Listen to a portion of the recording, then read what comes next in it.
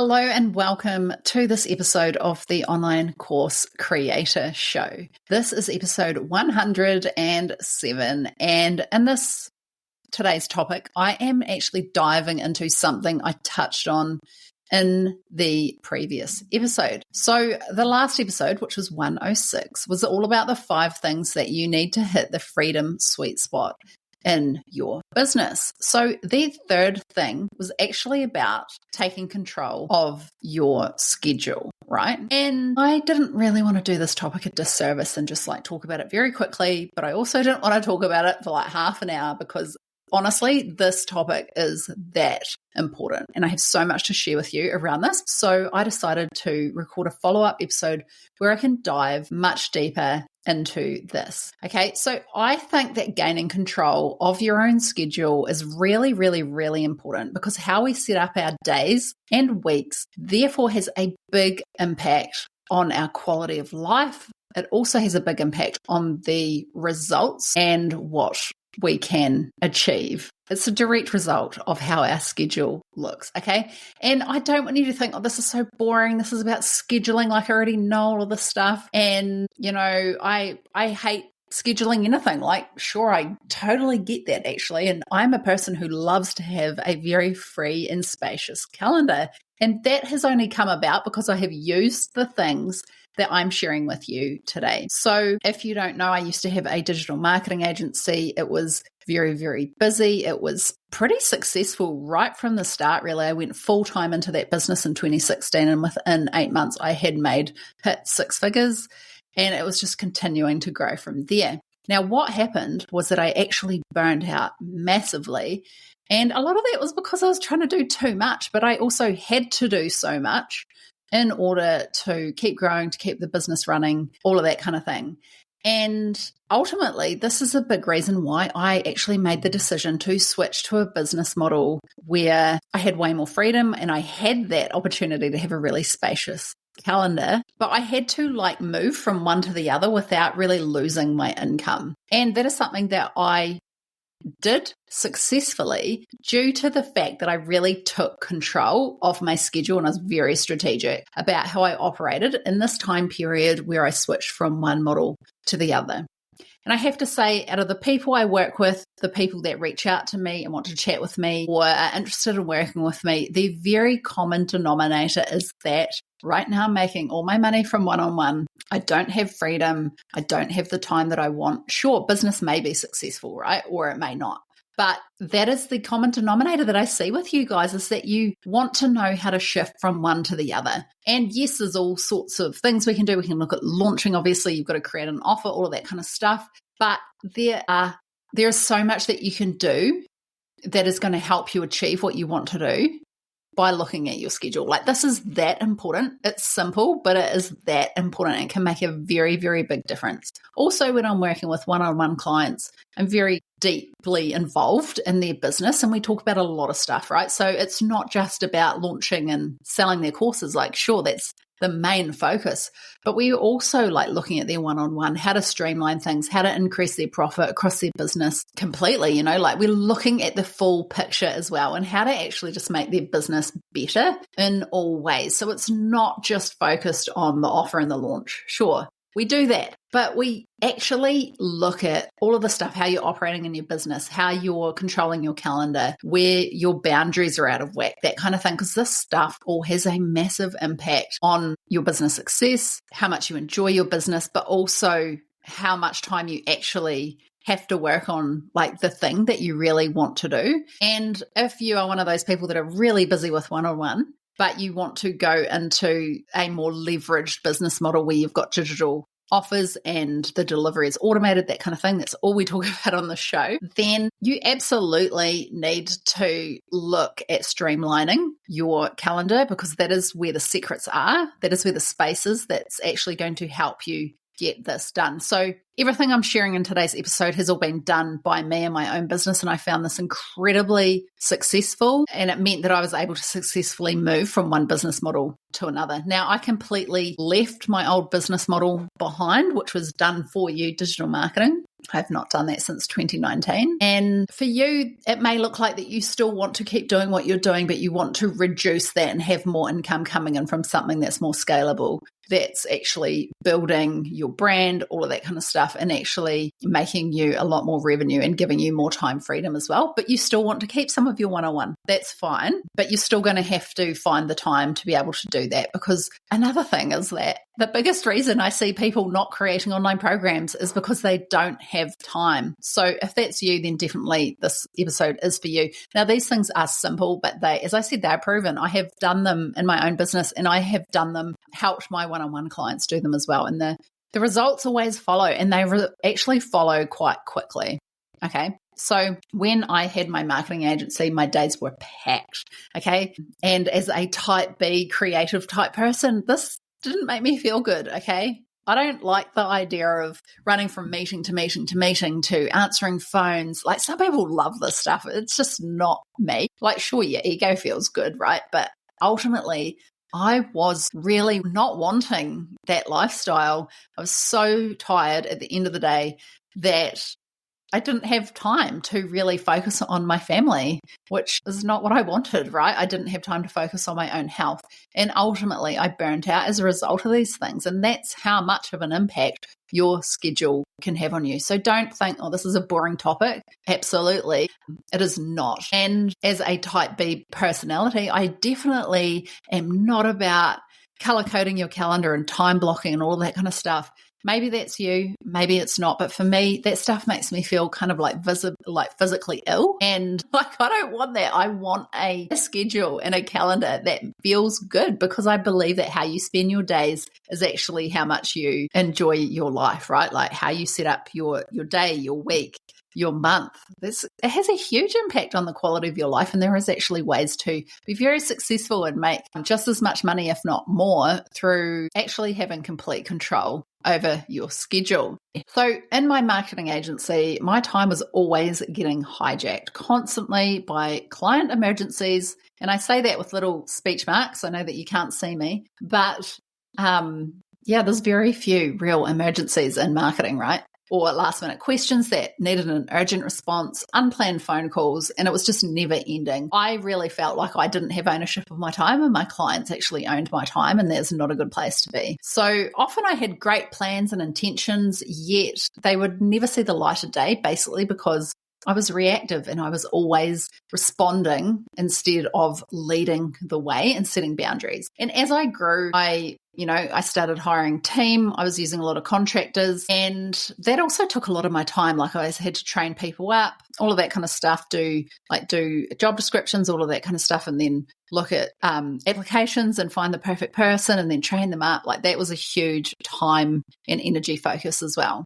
So my calendar and my schedule back in those days quite honestly freaked me out. And it looked like I was a success, sure. Like I said before, like for some people running around being super busy, all of that kind of stuff. Yeah, you look successful when that's the case. But I also just didn't want that life where I was fully committed every single minute of the day. So I ended up walking away for that business model. And I'd say this is a big reason why.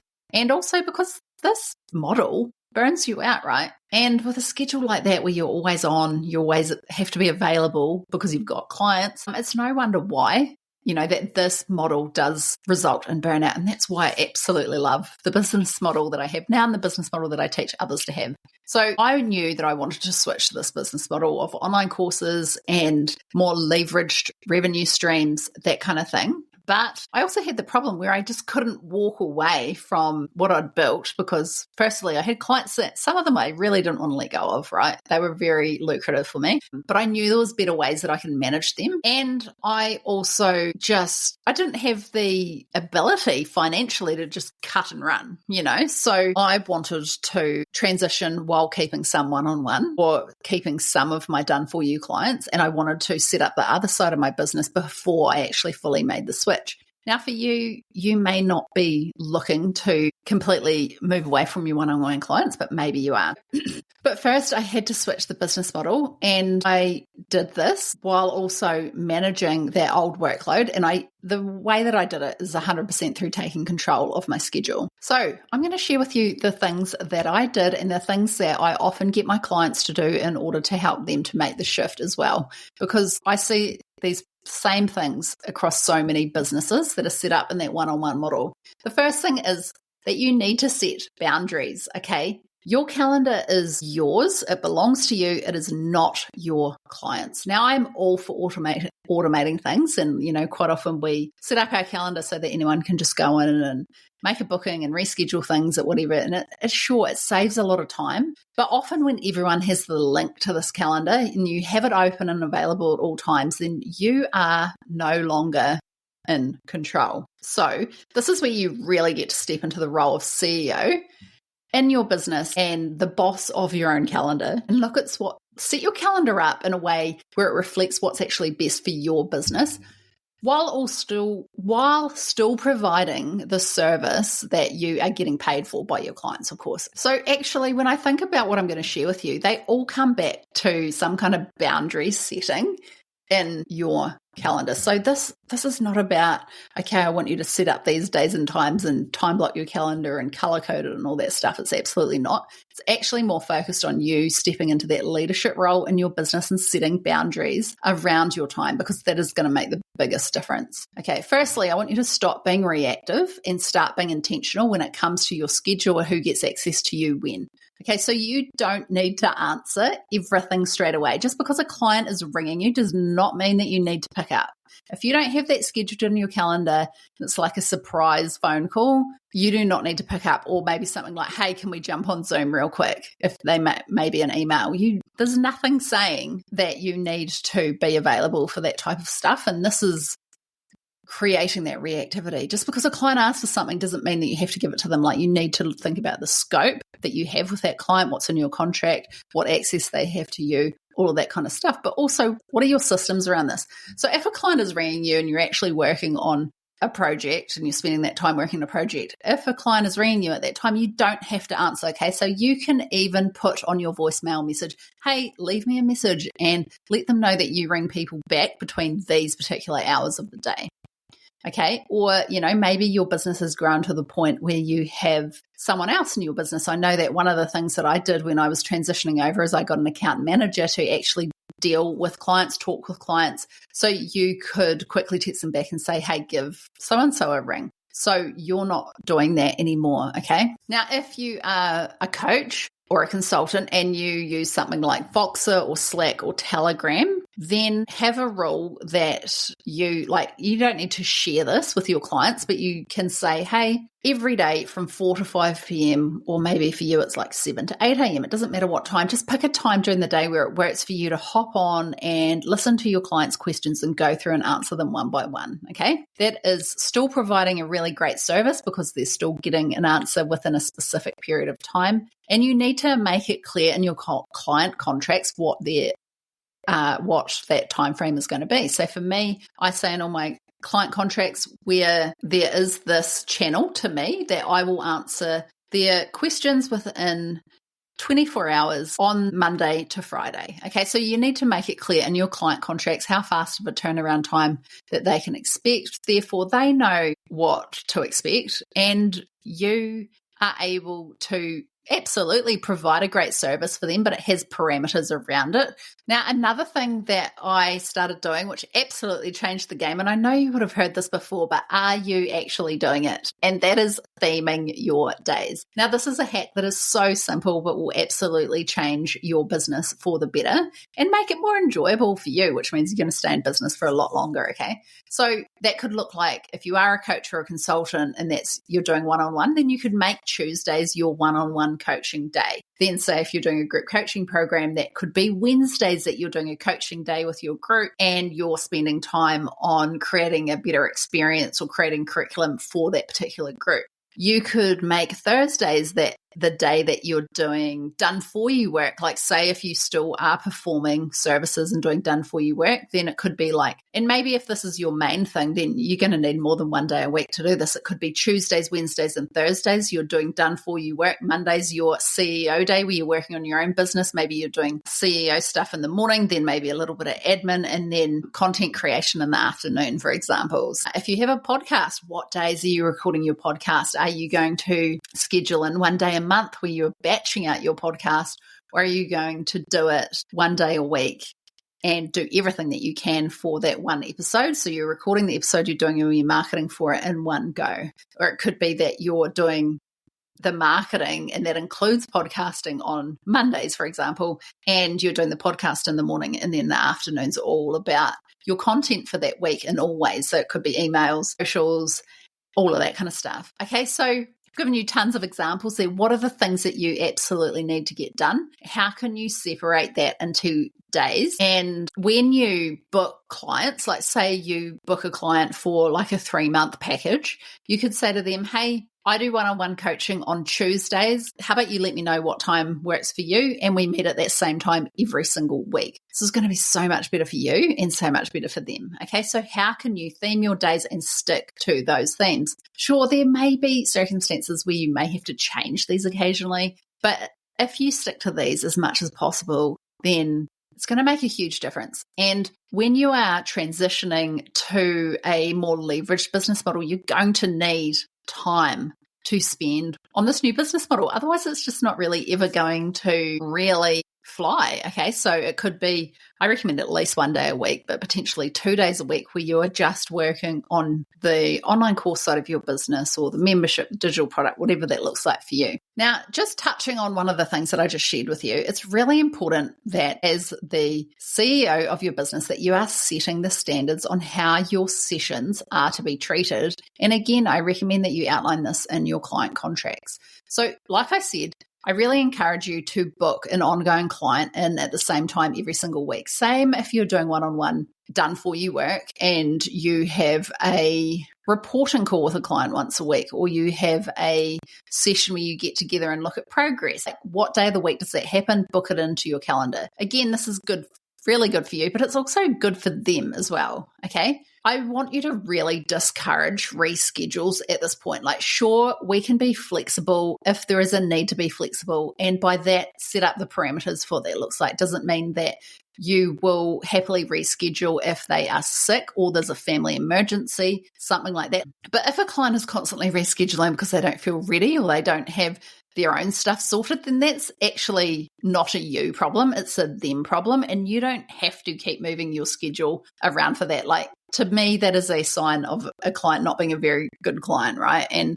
I'm all for getting rid of clients that are more trouble than they're worth. Okay, so let them know what reasons warrant a reschedule. Otherwise, you expect to see them in that time slot every week, whatever it is, whatever your contract says. This can also require your client to actually step up and take more ownership of themselves, and so that they can meet you there where your standards are, which is a good thing for them. When I went through burnout, one of the things that I really had to get really clear on was boundaries, okay? And I have had so many one-on-one clients say to me, the way that you have boundaries actually inspires me to go and set my own boundaries in my business. So another thing that's really key when you're shifting from one business model to another is to know what your capacity is for the season that you're in. And as a result of that, limit how many bookings you can take per week or per month based on this. So I was working with a client recently. They are doing so much one-on-one. Like, they're just booked out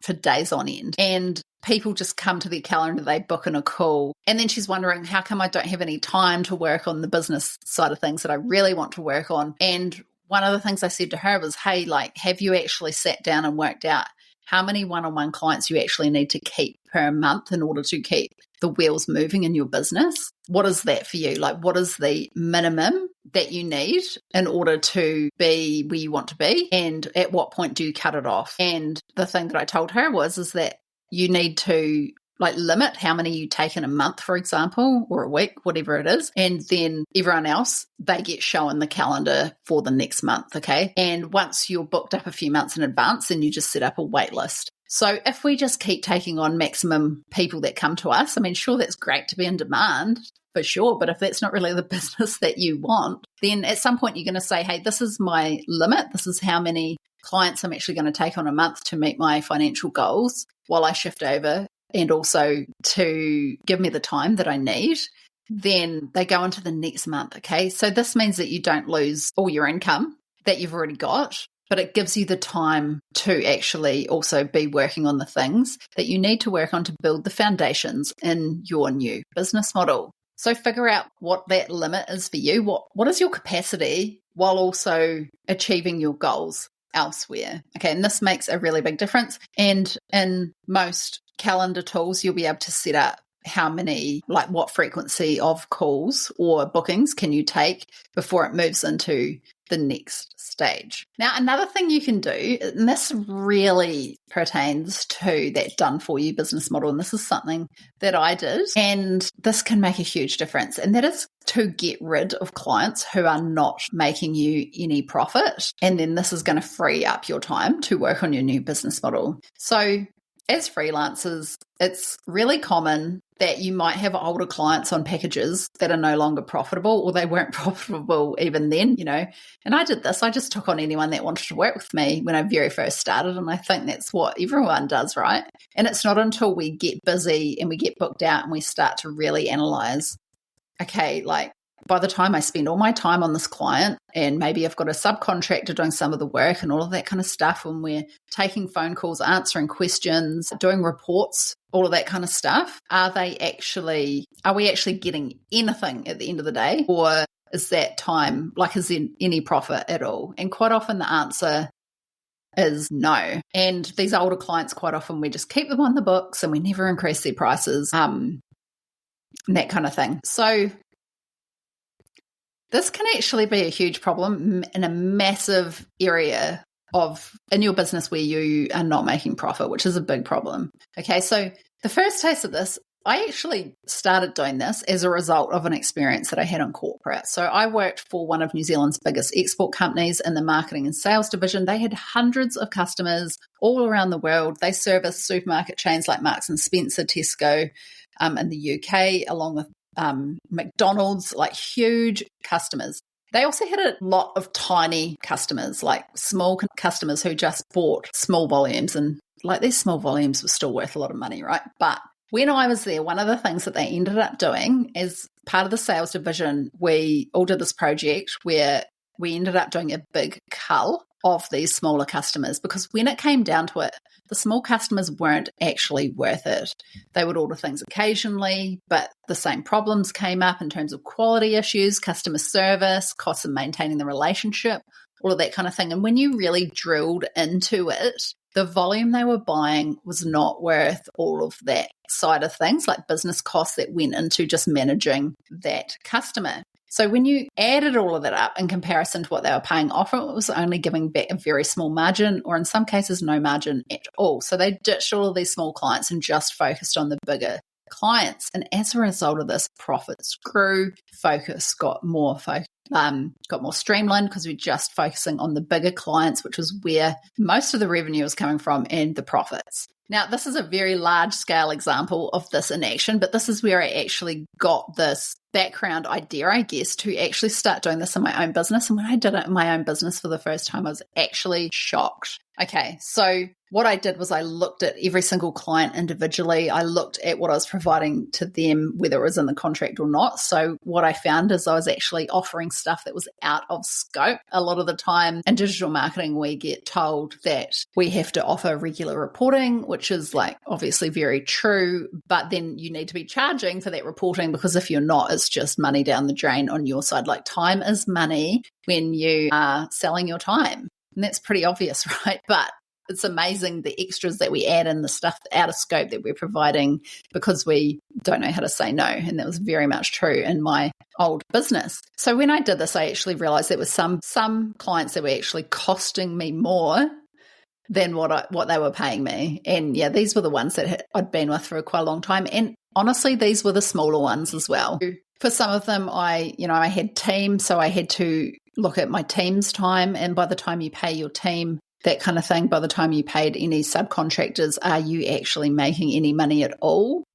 And I could clearly see who my profitable clients were and who they weren't. So I actually just wound up the ones that were not profitable. Of course, I offered them a higher rate. They mostly didn't want to pay it. So it was like, okay, well, this isn't working for us anymore. See you later. They can move on to someone else and you get your time back. And do you know, when I made this shift, my actual done for you business started to really skyrocket in terms of profit, which was amazing. I'd already made the decision by that point that I no longer wanted that model though. But if this is your main model, then this is absolutely an exercise that you need to do. This can make such a big change to your business. Now, this is something that I've also done with one-on-one clients, and had a client a few years ago where this was particularly true, and some of them, they were like seriously in the negative. Like they weren't making any money at all, yet they were absolutely busting their gut to provide these services. They didn't want to do them anymore. Once we did this exercise, it was very easy to see that no wonder you're feeling tired and burned out. This is what's happening, right? Because it's not like you're making any money from it.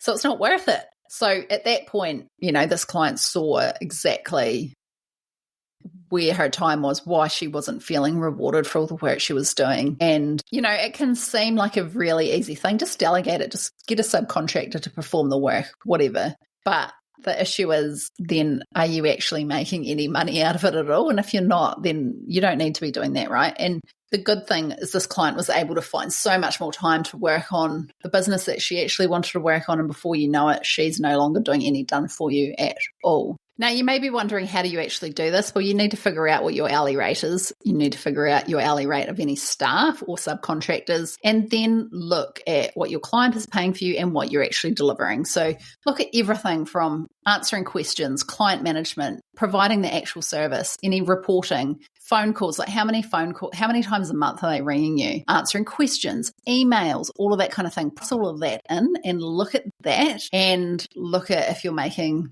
any money at all. This is actually a really sobering exercise, and I definitely recommend that you do this if you want to find some extra time in your schedule to work on the business that you actually want to do. So I have actually covered most of what I wanted to share with you today. And as I said, this is simple stuff, most of it, okay? So it's about setting the boundaries, making sure that what you're delivering to your clients is actually what's in scope.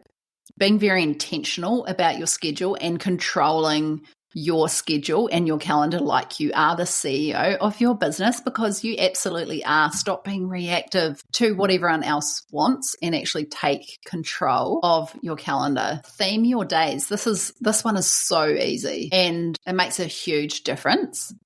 I also recommend that you set the standards on how your sessions are to be treated in terms of reschedules, all of that kind of thing. This is a boundary one, right? It's just about setting the standards, setting the intention between you and a client around the time that you're giving them. Also knowing what your capacity is in the season that you're in, like how many one-on-ones do you absolutely need in the season of your business while you're trying to grow the more scalable side, and cutting that off at the limit and then moving any extras to the next week or the next month, or even looking at setting up a wait list, and also getting rid of those clients who are not making you any profit so that you have the time to really focus on building up the scalable side of your business. I also do recommend that you really make sure that you're blocking out time where you're totally focused on building your scalable offers. And I recommend, if we're looking at a week, I recommend at least a day for this. And if you're not doing this, then unfortunately, it's just not going to grow. Okay. So I love the quote from Tony Robbins, which says, where focus goes, energy flows. And it's so true, right? The more time that you're going to spend on this side of your business, the better off you're going to be, and you're going to grow it and scale it to a point where your schedule actually does become quite free. Because your online course and your membership or your digital product, whatever it is, they're not going to grow magically by themselves. They do need your energy and your focus. They need focused time. They need your attention. Okay, so too many people launch once and then forget about it, get stuck again in their one-on-one, and then launch again way too long afterwards, like maybe a year later. That is far too long, in my opinion. Or in many cases, they don't launch again at all. And it's because you get stuck back in the one-on-one cycle. And as I said before, like this is the main reason people want to work with me, is because they don't want to do one-on-one as their primary business model. Sure, a lot of people want to keep doing some one-on-one, but, and that's fine. Like, there's no rule saying that you need to walk away from one-on-one completely, but what does that look like for you? What do you actually want? And then you need to treat your calendar accordingly. So those are my tips. And a lot of these are about actually transitioning away from the one-on-one, but still keeping your revenue in place while you build up the other side of your business, which is exactly what I did. You can actually sign up for the Freedom Roadmap as well, which actually walks you through this process, which I will share the link to that below and in the show notes as well. So if you want to sign up for that, then go and do so. But yeah, hopefully you enjoyed this episode today. I know that this is a topic that a lot of people find quite boring, or they think I'm going to tell you to time block. And as you have heard today, I'm definitely not about that at all. Even theming your days to me isn't time blocking. I just know that time blocking for me absolutely does not work. It may work for you. But I hope you enjoyed this episode today. Now, if you are still listening, I would absolutely love it. And I don't often ask for this actually, but I would absolutely love it if you could go and leave me a review on whatever podcast player you're listening to this on. Because, this podcast, I put a lot of time and effort into it. And I love so many people always reach out to me and say, hey, I've been listening to your show. I love that. And it always makes me so happy when I hear that. But not many people leave reviews. And I really would like this show to get in front of more people. And one way that we can do that, or I can do that, is actually get more reviews. So if you like this show and you listen to it and you get takeaways from it, then I would be so grateful if you could go and leave a 5-star review with a comment about why you like it so much. I'd be forever grateful to you. Now, thanks so much for listening today, and I'll see you in the next episode. Thanks, course creators and go-getters. You're incredible, and I hope you enjoyed today's episode. If you haven't done so already, make sure you hit subscribe in your podcast app so you don't miss an episode. If you'd like to find out more about what I offer, head across to loublakely.com. See you next time.